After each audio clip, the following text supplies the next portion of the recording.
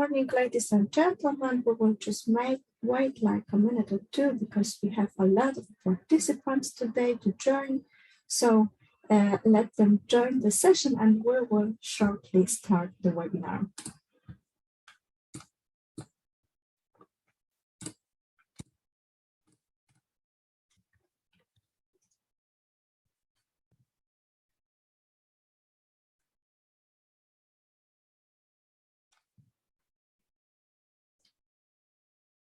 Okay, I think most of participants are already here.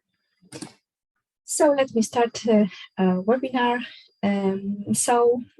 Our today's topic is Scopus content selection, and this will be an overview prepared for you by me, and I am Paula Milewska, a customer consultant at Elsevier. And for today's session, I prepared information about how do we index sources in Scopus database, how do we choose them, what is the selection and evaluation process, how does it look to suggest the title and what happened next, what are the criteria, etc. So this is our today topic, and I can see more people joining, but I think we can start because also I would like to share with you the information that this session is being recorded. So all attendees will receive the link to the recording. Of course, you will be able to watch again the recording, but also please don't hesitate if you have friends, colleagues who could not join today, who you know would be interested in the Scopus content selection topic, please share the link to the recording with all people you know that could be interested in this. You can also publish this link on your website, Facebook page, etc. So don't worry about that. This link is publicly and the webinar is open, free for everyone. If you would like to ask a question, please use Q&A feature on your screen. I will answer relevant questions during the training. I'm not sure if I will be able to answer all of your questions during our today meeting. If something will be without answer, don't worry about that. I will come later on to you with answer, and I will send it via email to the person who asked the question. So even if I'm not able to answer all questions live during the webinar, don't worry, you will receive information later on. Okay, I can see on chat people are saying good morning and hello. We have people from Slovakia, from Serbia, from Romania, and I'm from Poland, so quite international audience we have today. Thank you very much for sharing this information. Okay, let me just start. So what are we going to discuss today? First of all, I will show you some basic information about Scopus database, just to be sure that we all know what are we talking about today. Then I will share with you information about Scopus evaluation process as well as criteria for journals. I will also talk about re-evaluation, and I will also invite you, if you are a journal editor, to use pre-evaluation service. And then at the end of the session, we will have opportunity to have questions and answers, short session at the end. We have also people from Ukraine, hello. We have people from Latvia. I'm very happy that you could join us, as well as Hungary. Great. This is really great. Okay. So let me start with the introduction of Scopus database. So first of all, you need a quality content. No matter what is the main purpose you want to use Scopus database, the quality content is the basic thing you need. You need to have trusted sources. You need to find quality journals. If you are a researcher, if you are a journal editor, if you are a librarian, if you are working at the university or science institution, Scopus is the great database for you because of many reasons. I showed you briefly here the main reasons you can use Scopus database and why. But for today, we will focus on sources and more detailed on journals that we are indexing on Scopus database. As I told you, on Scopus you will find trusted sources. Scopus provides a representative, curated dataset of scholarly sources. This is continually updated. All titles are monitored and deselected if they are predatory or the quality is below standards. That's very important. Also, what is important for you that Scopus invites journals which comply with selection criteria. I will show you later on all selection criteria, so you will know what is this. But basically, anyone who is publishing a scientific journal can apply for being indexing on Scopus database. Of course, we have more reasons, more purposes you could use Scopus, but today we will focus on the content selection on journals, and this is just a briefly information for you to know more about the database. And we all know that selecting the right journal is very important.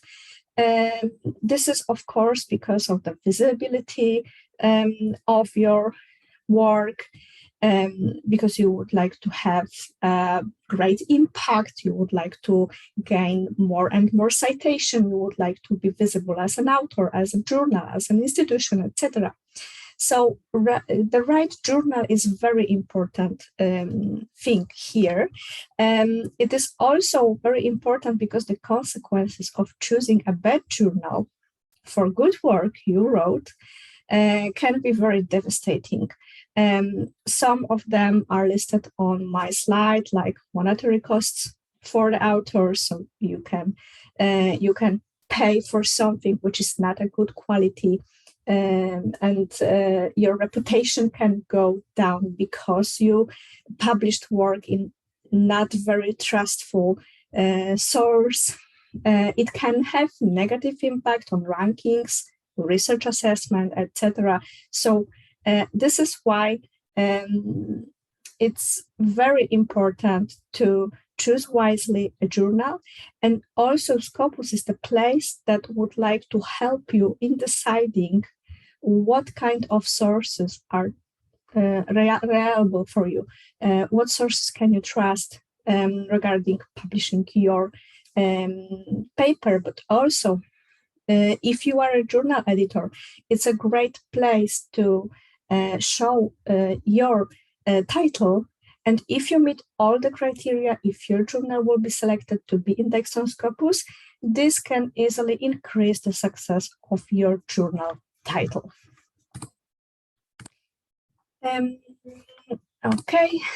Scopus helps to increase the visibility of your publications, but also, for example, it gives you the quick access to global audience. So if you are looking, for example, for reviewer for your journal, this is also a great place to start searching for experts. If you are looking for authors to your journal, also you can use Scopus. Its database has also bibliometric information, so it is easy to track the performance of your publications, and you can monitor competitive publications as well using Scopus. So I think now you know the reasons why to open Scopus database and why should you use this source? And now I would like to show you a little bit more on what is visible on Scopus. What can you find here? As you can see on the slide, on Scopus database, you will find more than 85 million items, which means that you will find information about more than 85 million publications from all around the world. These are only peer-reviewed scientific publications from different types of publications. So you can find here articles, book chapters, etc.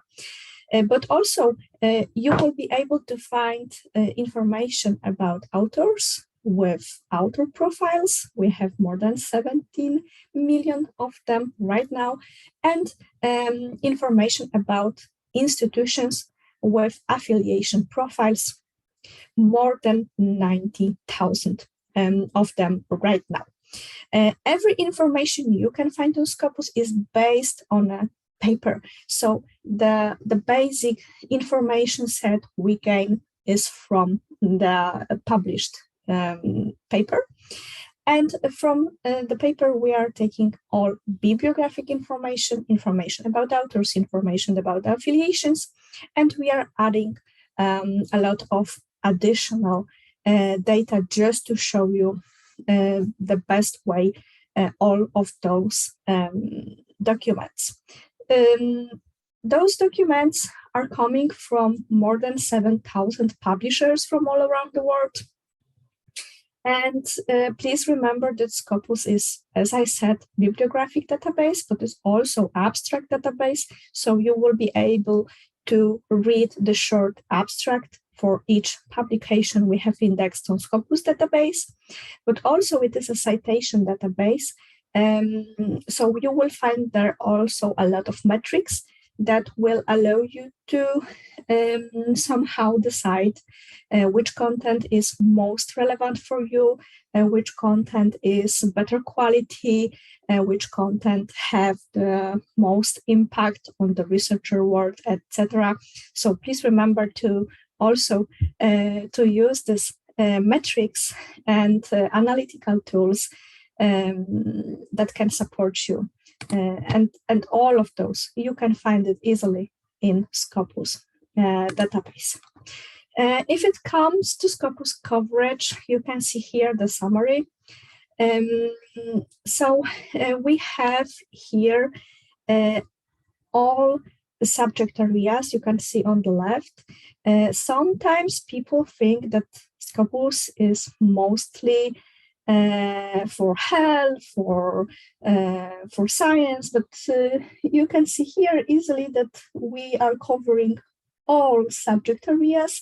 And to be honest, you can see here that social sciences are have the bigger number of publications indexed on Scopus right now.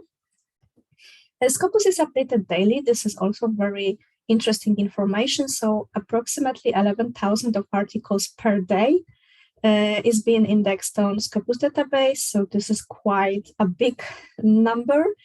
Please remember about that. If it comes to journals, you can see on the slide, we have now more than 25,000 of active peer-reviewed journals. Active means they are still publishing new articles right now. We have also archive content, so the total number of journals is bigger.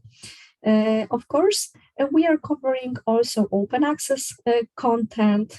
You can find here conferences, books, and patents. So I think this is quite good information for you, because you know now that you can find here a lot of data about scholarly output, and this is globally, we have the global view in here. Okay. We also cover the articles in press, and this is from more than 8,700 titles, and this number is growing. So I think this is also quite good information, because with articles in press, you can be sure that you can see on Scopus database the latest work, the most current articles are also present here. Please remember that because the Scopus database is curated and we have a lot of sources indexed here, but not 100% of globally scholarly output is indexed on Scopus, of course. So there will be journals, good journals, but they are not yet indexed on Scopus. We can have two reasons for that. But the first reason is that the journal editor or journal publisher didn't submit the title for evaluation. So we don't know that this title is existing. We didn't evaluate this title. It's not visible on Scopus.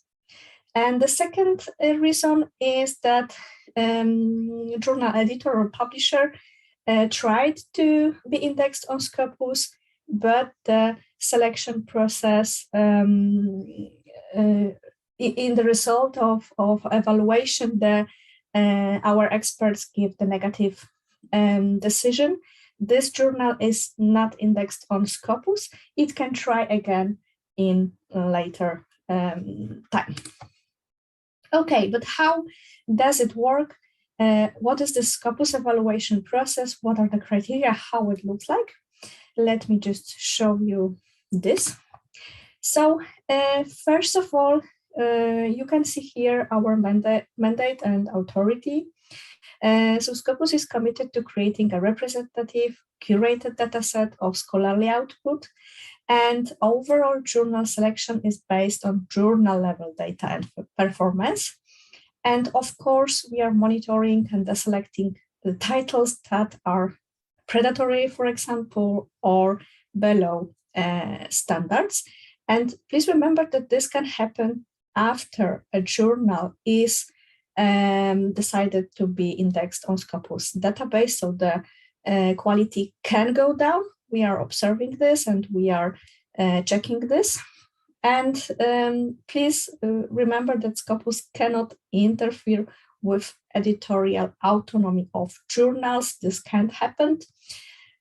So editorial decisions, content of articles, plagiarism, authorship of papers, this is all responsibility of editorial of the journal. And of course, we are observing all of these things also.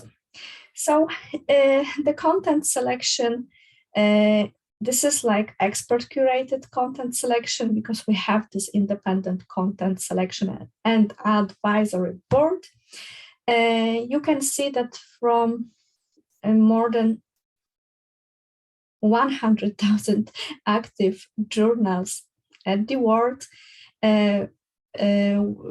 peer-reviewed are less than half of it, and then half of it is indexed on Scopus. This is just an example, just to show you how what is the share of scholarly literature, scholarly journal, peer-reviewed, you can find on Scopus database.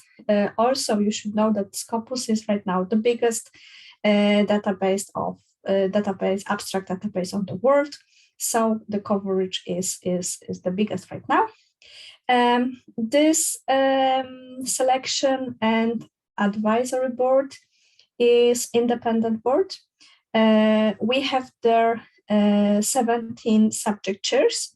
Those are experts from all around the world, and they are chosen because of their expertise in specific subject areas. Many of them have also quite good experience as editor, journal editors, etc. So You can also find information about all of those members on our webpage if you are interested in who is responsible for choosing the content for evaluation. You can check it. And these board members are responsible for reviewing all titles that are suggested to Scopus. Okay, I have a question to you. You can use chat, just think about it, because I told you a little bit about Scopus, and you know that Scopus is created by Elsevier. So Elsevier is also one of the biggest publisher in the world. What do you think? What percentage of all journals indexed in the Scopus database are titles published by Elsevier? You can guess. Please just put on the chat any number that comes to your mind. I'm very curious. What do you think about it? If you have any idea, what is this percentage of all journals we have indexed on Scopus? Let me check. We have one proposition with 40%. Okay, thank you. We have some more ideas: 44, 10%, 75%, 15, 20. A lot of ideas. Let me just check who is the closest answer. Okay, so I don't know if I pronounced correctly, but Teimuras Kanchali, you are the person with the closest number, and I will show you how it looks like, because I checked it yesterday, and it looks like that. So please remember that okay, Scopus is created by Elsevier, but the goal of the Scopus database is not to show Elsevier content. Yes, for this purpose, we have Science Direct platform with full text access, and Scopus. The goal of the Scopus is to show you the global view on the scholarly publications. So we have here, like I said, more than 7,000 of publishers, and you can see we have the biggest publishers listed on my graph. But also, what is important, you can see that others, it's more than 63% of others. And what is others? These are all small publishers, university publishers, institutional publishers, etc. So even if your institution is quite small, but you have a good quality journal, you don't need to worry about that. If your journal is great, if you have a global impact on your research area, you can definitely submit your title to be indexed on Scopus database, and you will just join this 63% of others. And that's quite interesting. What is also interesting for me, that most of you put on the chat bigger numbers. So this is like a myth, and now you can see the fact that only 9% of the content indexed on Scopus database when it comes to journals. This is Elsevier. I have additional question from Katina. Yes, you can have a presentation. After our webinar, I will prepare email with all information about what we learned today. So you will get the link to the recording, you will get the presentation, and I will also share with you a short survey and a link to the platform where you can receive certificate for participation. Okay, let me go to the next information. So our goal with this selection, with evaluation process, is that this is transparent and clear and understandable for everyone. So we have selection criteria for serial content. What is serial content, you could ask, because we are talking about journals today, but also in the same way we are evaluating book series and conference series. First of all titles should meet all technical criteria in order to be considered for Scopus review. So first of all titles need to be peer-reviewed, needs to have English title abstract keywords, needs to be published regularly. Also, it is mandatory to have Roman script references and publication ethics statement. If the journal meets all of this criteria, the next step will be to be reviewed by the expert, and expert will review the title according to 14 selection criteria in 5 categories. And you can see here the categories. So the journal policy, expert will also check the quality of the content, journal standing regularity, and of course, online availability. So this is like the basic information. We have 2 steps. First, you need to meet the technical criteria. If you meet all of them, you can go to the second step, and then expert will review your journal, very deep review of your title.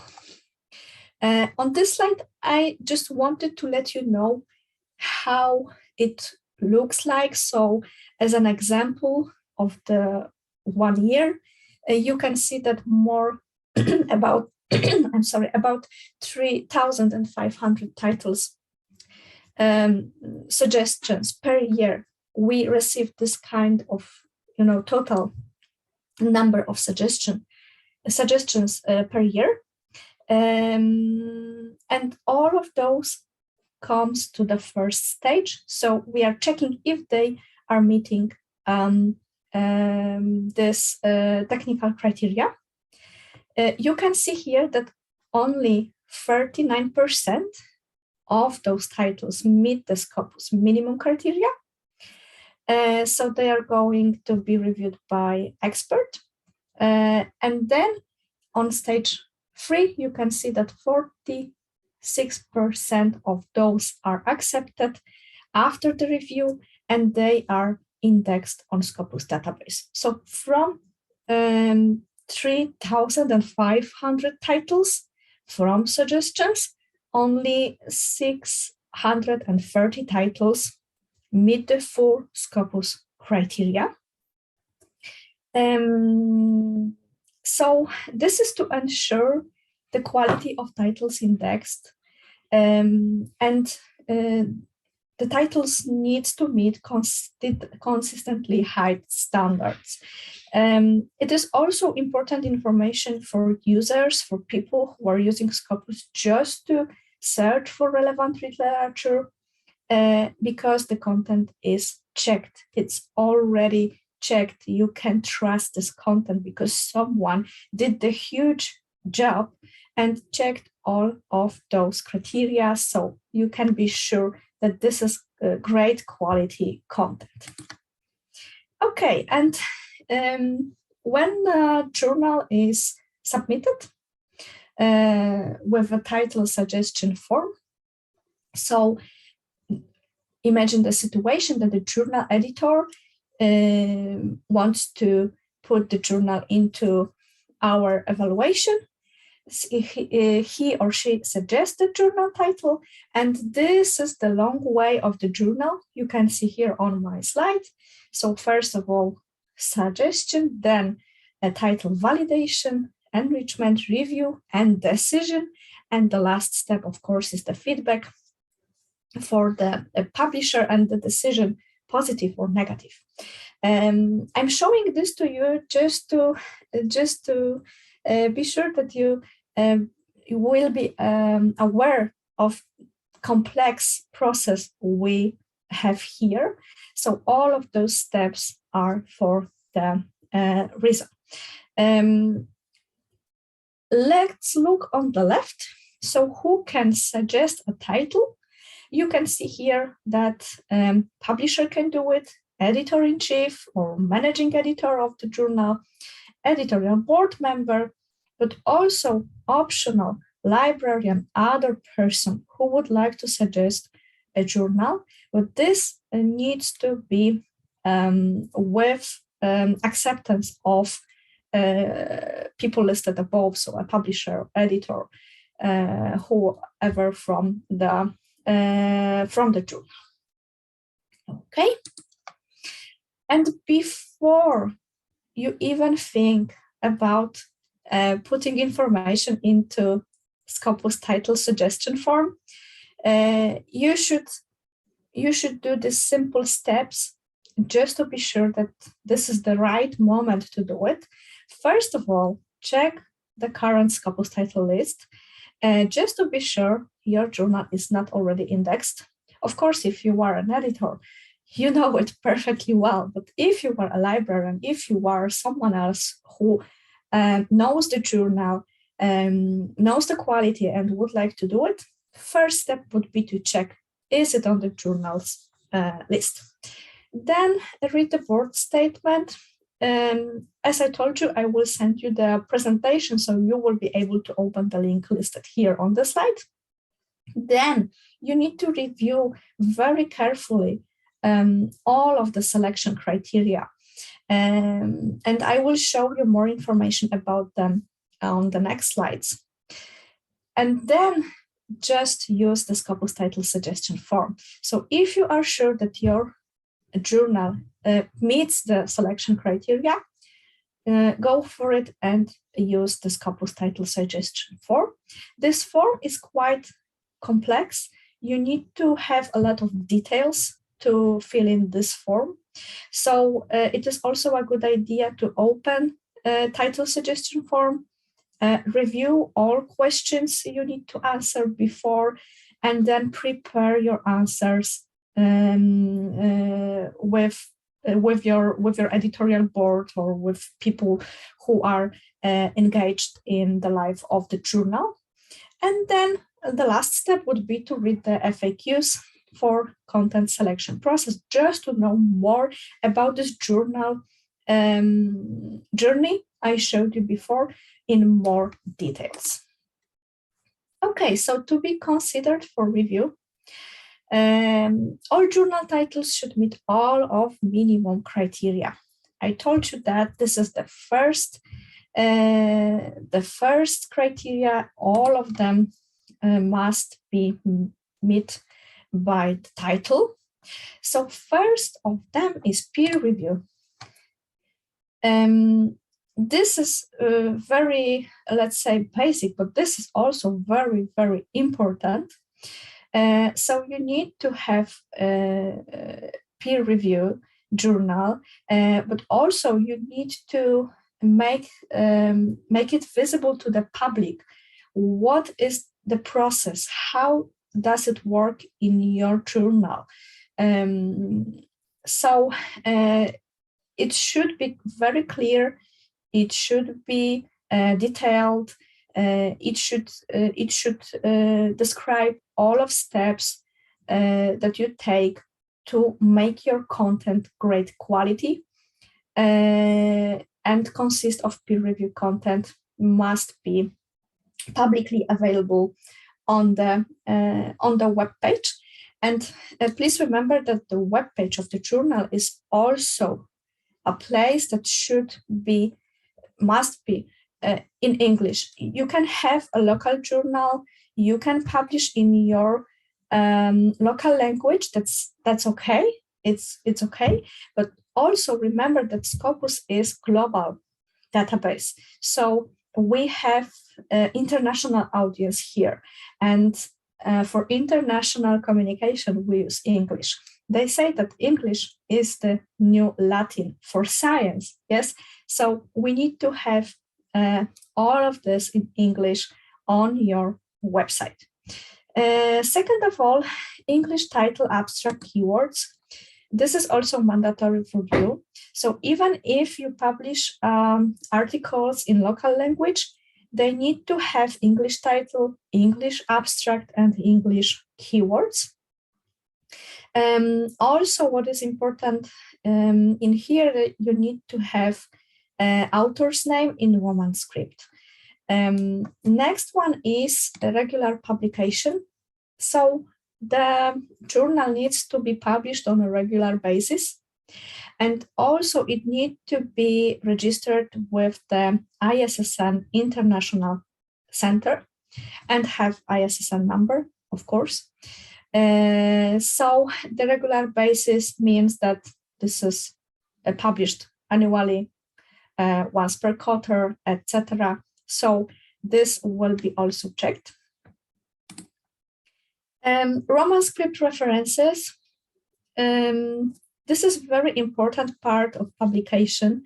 And also this is mandatory because Scopus is counting citation.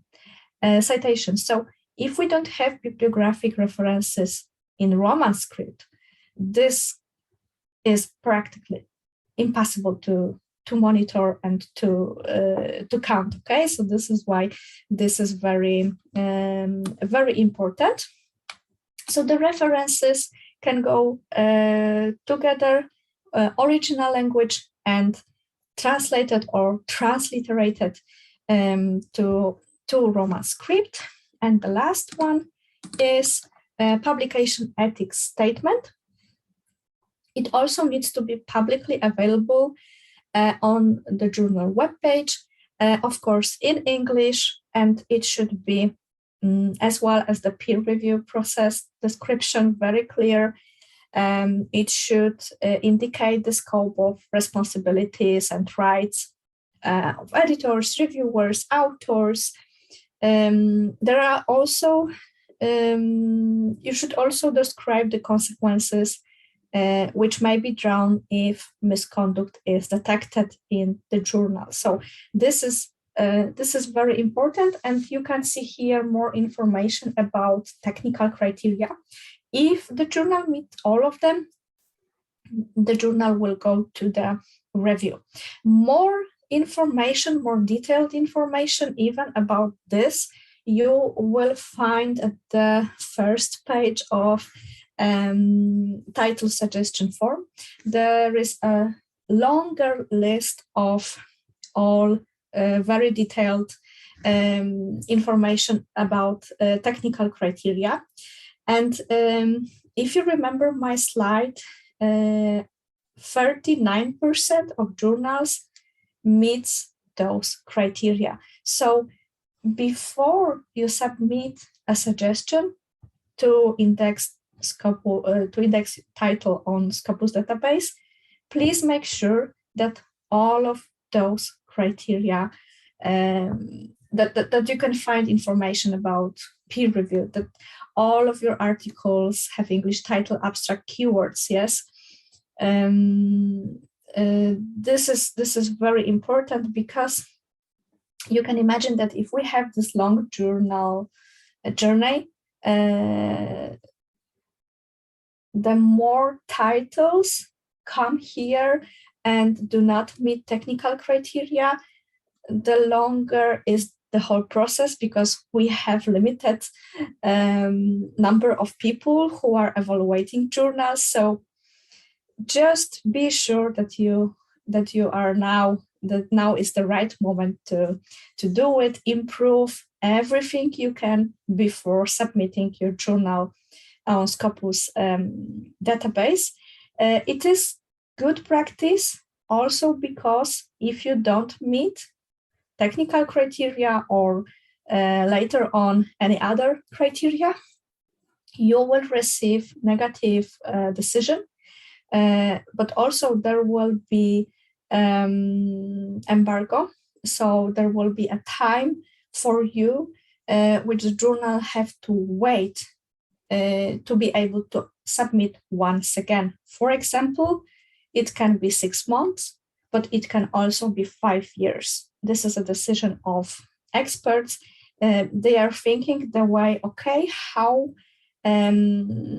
much time do editorial board need to develop better standards, to develop the quality, to meet all of Scopus criteria. And they decide if it is 1 year, if it is 2 years, and then you cannot submit again until this time pass. Okay. And expert evaluation. So eligible titles are reviewed by Content and Selection Advisory Board. And we have here 14 selection criteria. First of all, we have journal policy, and the expert will check your journal, convincing editorial concept, policy, this will be checked. Also, it matters the type of peer review. So once again, please make your description about how the peer review process is handled on your journal very clearly. What is also important is diversity, geographic distribution of editors and authors.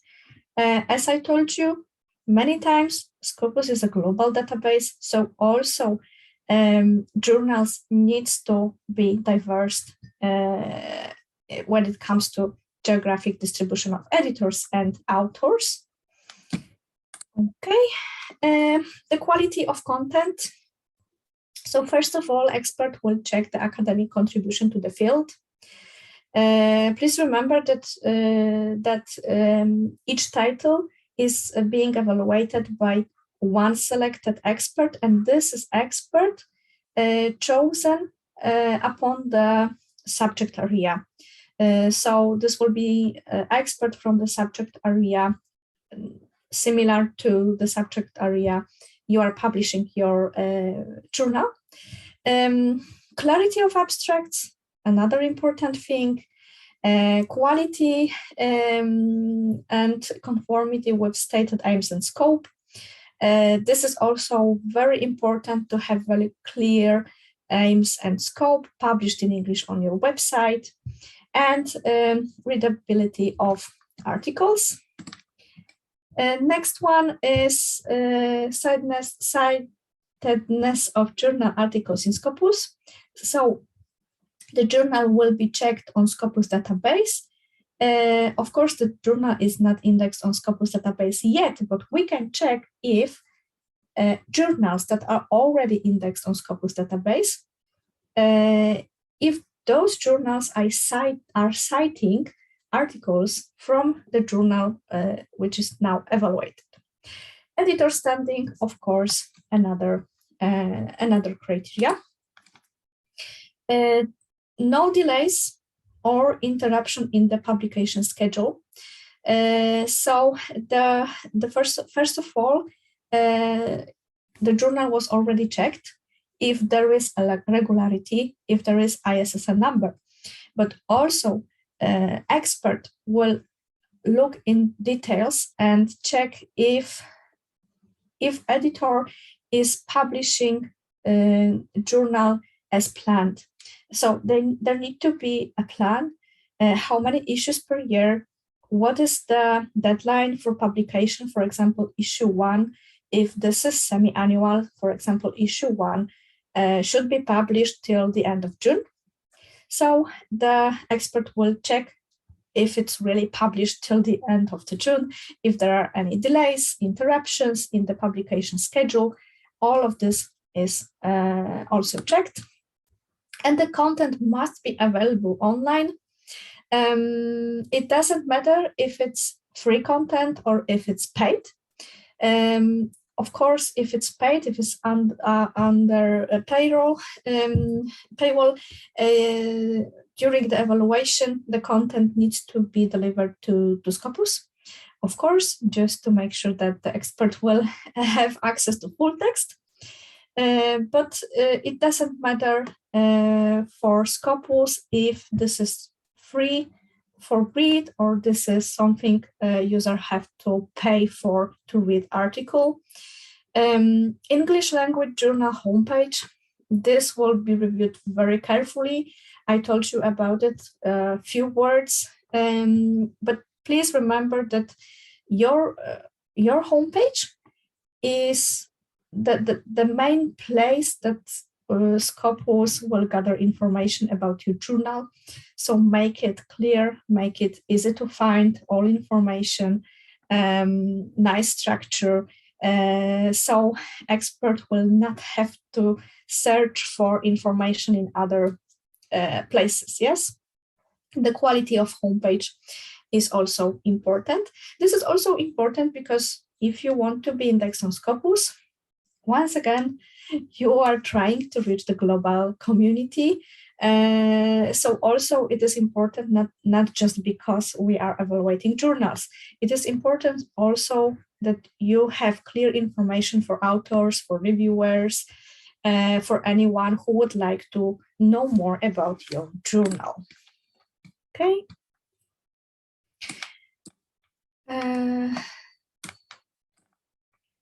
I have some question.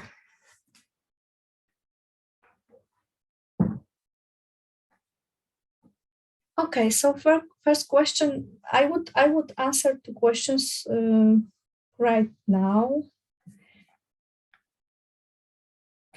Okay, so which period of journal publishing is journal evaluated? So at least 3 latest issues needs to meet all of the criteria. Okay, because yes, this is normal. Maya asked about it, that the journal is published since 2013.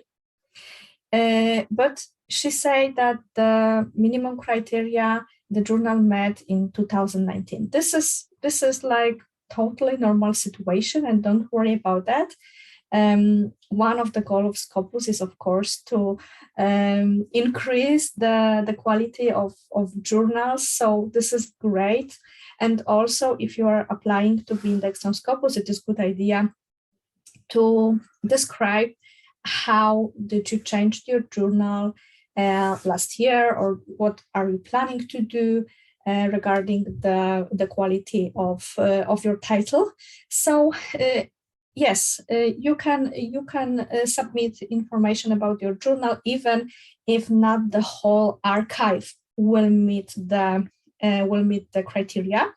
This is also important information question, and thank you very much for that, because the following question would be, if the decision is positive, what will be the period of issues that will be indexed on Scopus database? And for journal Maya is describing, I'm guessing that the board will decide, okay, on Scopus we will cover this title issues since 2019. Yes, but this is very personalized decision, so it's based on the journal history. Okay, I will come back to questions later, but I would like to finish the presentation. If you want to find out more about evaluation, the second step, so how experts are evaluating, who is evaluating journals, I listed here the link to more information about the content selection and advisory board. But also I would like to tell you that being indexed on Scopus is like huge step, but this is also the first step, let's say, yes, because if you are already indexed on Scopus, you need to be aware that there is a re-evaluation process, and this is ongoing all the time, year by year, month by month. We are checking and identifying potential poor quality or predatory journals. So if you have a great journal, great content, and you started to be an index on Scopus, please be aware that you will be monitored, and the quality needs to be at the same level, or of course increasing is also a good idea.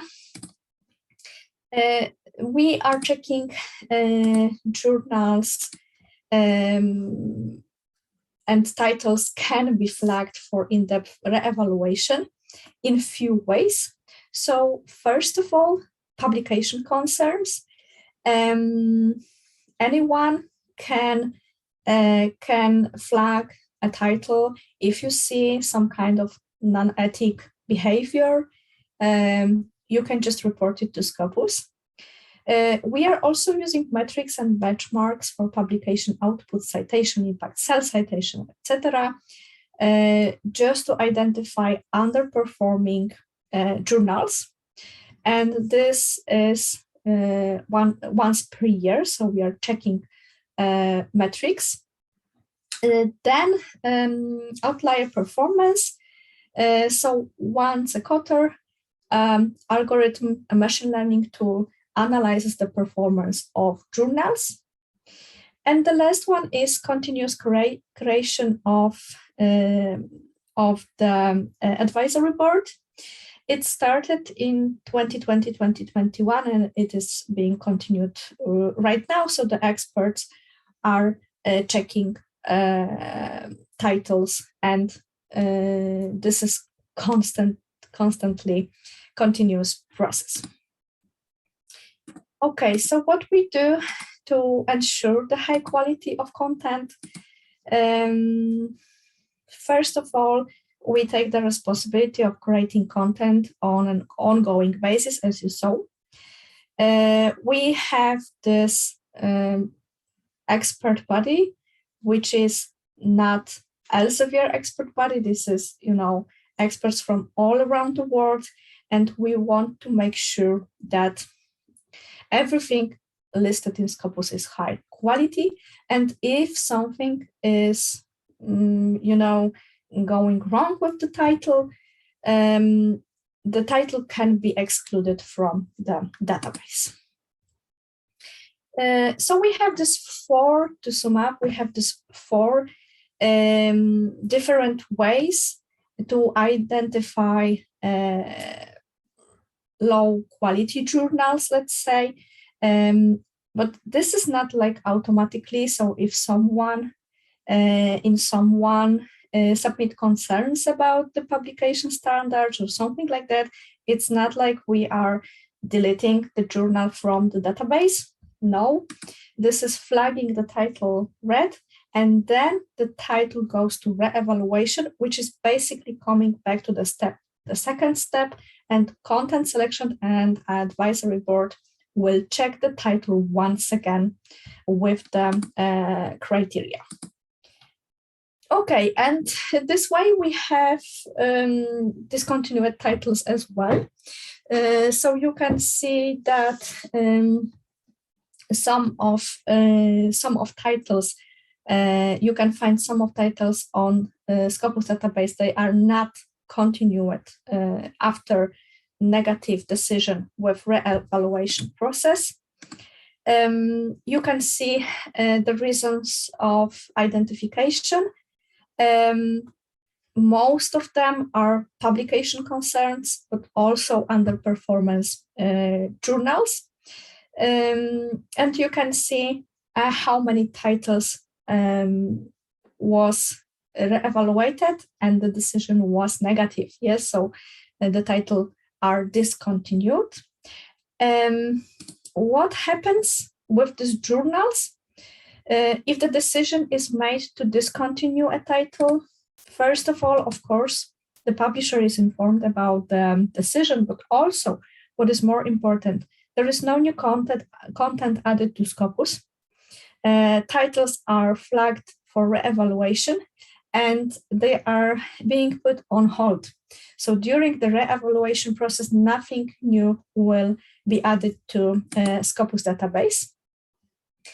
Content that was already indexed remains as a matter of scientific record and to ensure stability, of course, but there are some exceptional cases. If there is a proven unethical publication practice, content which was already indexed on Scopus may be even removed. Site score will not be given to discontinued titles. And this is also important information. So this on hold date is used to determine the cutoff date. So the last content indexed is before this on hold date for discontinued journals. And this is quite painful for the editor, because if the journal is discontinued, it will not be considered for evaluation again. 5 years, and this is the period that needs to pass to reconsider the title if it was discontinued from Scopus database. Okay, the last information, very practical, but I think it is also important, where you can find information about discontinued titles and more general about Scopus content. So we are publishing monthly lists about Scopus content, and you can find there all titles listed, all titles which are indexed on Scopus, discontinued.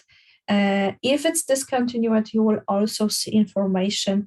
What is the reason this title is discontinued? You will see the time range for the journal and all information. You can find this on Scopus content webpage, but also you can download this list from Scopus, from the sources tab. If you are visiting Scopus, on the top menu, you can see sources, and after clicking that, you can easily download Scopus source list. To do it, you need to be logged in to Scopus database. You can also download source titles with metrics. This is kind of a new option. It's quite useful. Okay, so this is it. And the pre-evaluation service, so for Central Eastern Europe countries, we have opened the pre-evaluation service. This is like a preliminary check for technical and administrative criteria. So we are checking if you are meeting the technical criteria, and you will receive a report with recommendation, with information about, for example, criteria you don't meet right now. What can you do to improve this? What should you improve before submitting your title to Scopus evaluation? And this is the link to the service. It takes about 6-8 weeks right now. After completing the form, you will receive a free pre-evaluation report. Also, because sometimes we have questions about that, there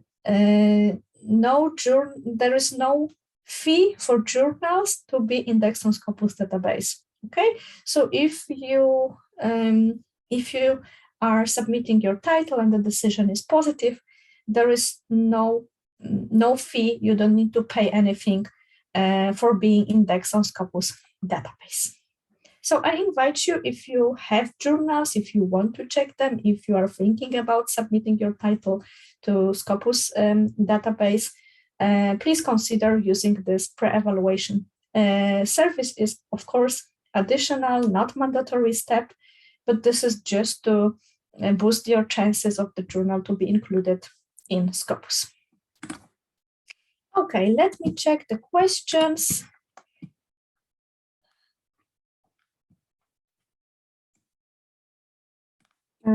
Okay, so I have a question from Milena.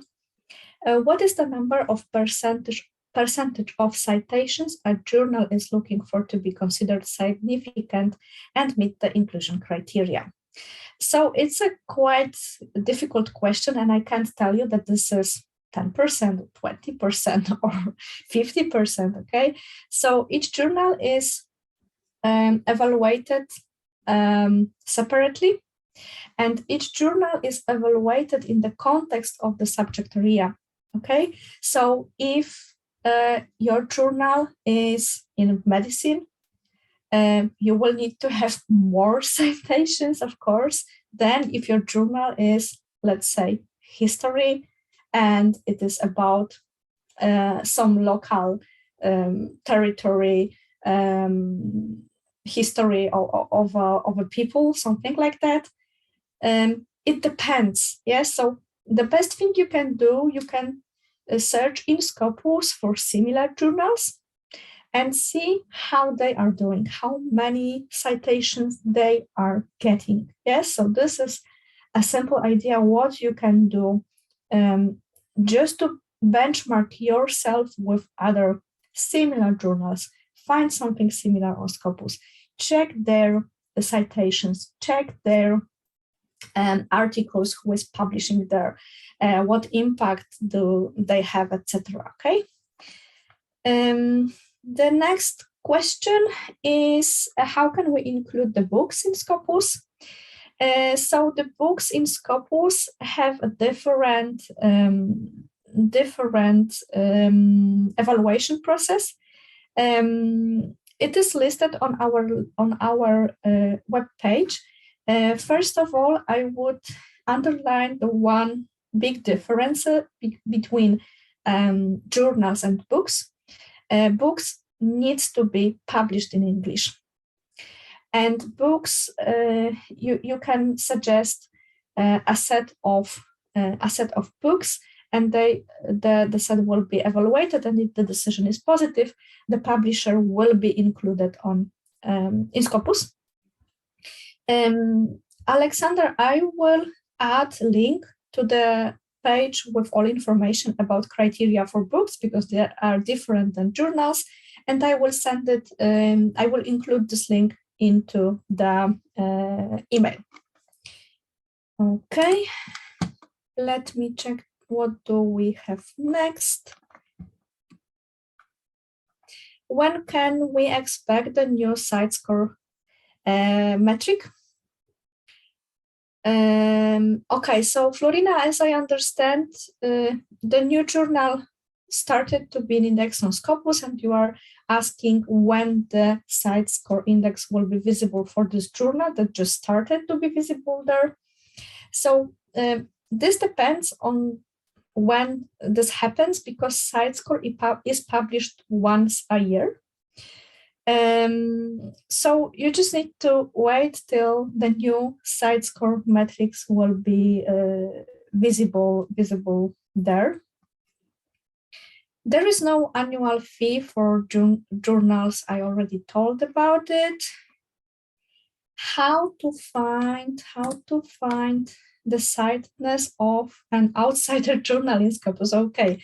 Thomas, thank you very much for this question, and I will try to quickly show you.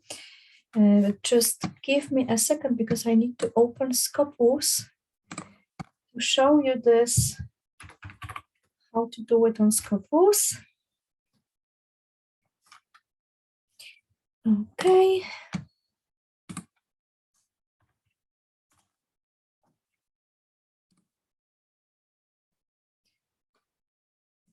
Okay. Do you have any title you would like to check? It will be easier if we have any example. Okay, I hope you can see Scopus right now, because I opened the new share screen. And what can you do? So the situation is that the journal is not indexed on Scopus, but you want to see if this journal was cited by any title which is already included in Scopus. What can you do? You can go to advanced document search. So from the web page here,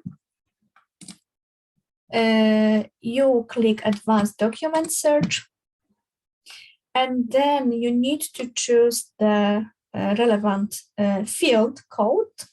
The relevant field code will be under references, and this is reference source title.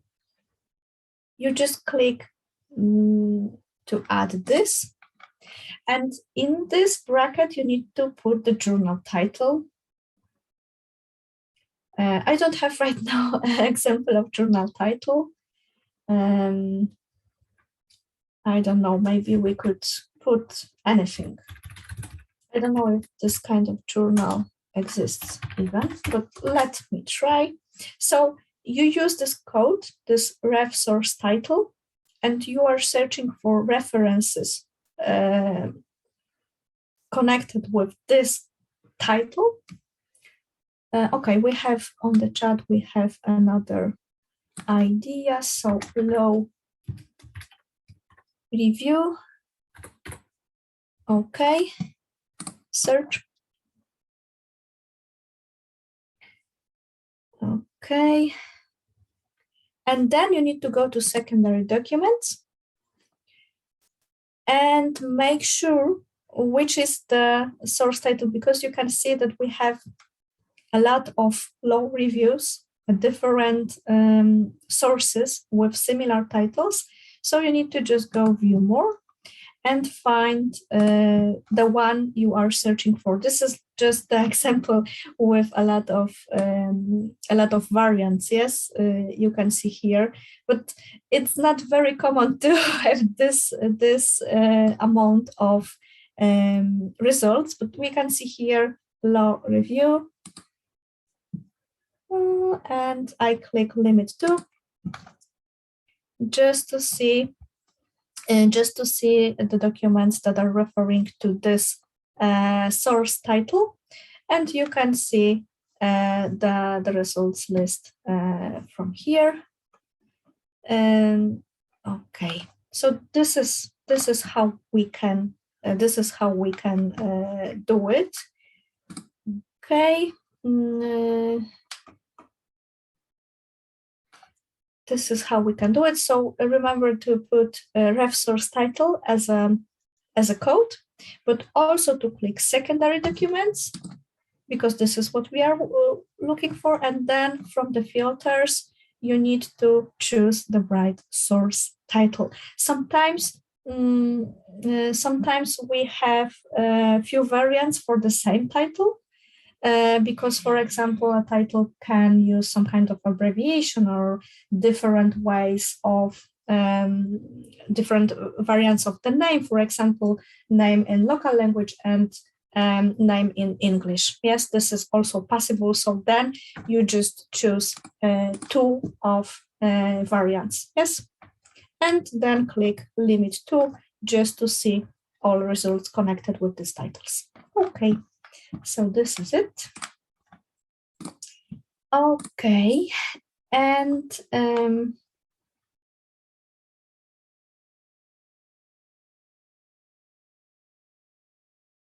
okay, let me check if I can. What is the minimum time period for reapplying for inclusion in Scopus database if the journal is rejected once? So each time the journal is being rejected, the editor will receive information about the reasons. So there will be a letter showing all reasons why the journal was rejected. So this will be the list of things you need to improve before applying again. And there will be also a time listed for your journal. So the time will be in the information for the editor. It can be something between 6 months and 5 years, depending on the journal and depending on the evaluation results. Okay, I need to finish our today webinar because I have a next one in 15 minutes and I need to prepare a little bit for the second one webinar today. So I would like to thank you very much for your activity and for being here with me today. I hope that you find this information I prepared for you useful. And please remember, if you have more questions, just reach me out. I will try to help you. I will also come back with answers to your questions you left on the chat. Via email. So please forgive me. I cannot answer all of them live because I can see there is more. There is more of them. In my presentation, I also listed some additional useful resources for your review later on. Also, I would like to invite you to visit Elsevier Online Training Hub where all our webinars are listed. And if you want to get a certificate that will prove your attendance here, I kindly ask you to go to the web page, and I'm putting this also on the chat. There is a short survey, and after filling in the survey, you will be able to get the Researcher Academy certificate. For this, you need to be logged in on Researcher Academy webpage. The registration is free of charge, and this is because the certificate needs to be with your personal data, with your name and surname. So that's why we want you to register. And of course, this works on many Elsevier webinars the same way. So once you get Researcher Academy account, you will be able to download certificates from many webinars. And of course, I will send this information once again on email. So if you don't have time right now to fill in the survey, to take your certificate, don't worry, you will receive this link on email. Thank you very much. I'm Paula Milewska. I'm very happy that you found time to spend this 1 hour, more than 1 hour with me today. And if you would have any more questions, please contact me. It is also possible to meet via Zoom or other virtual meeting if you want to have a consultation for your journal title. So please reach me out with any questions later on. Thank you very much, and bye-bye.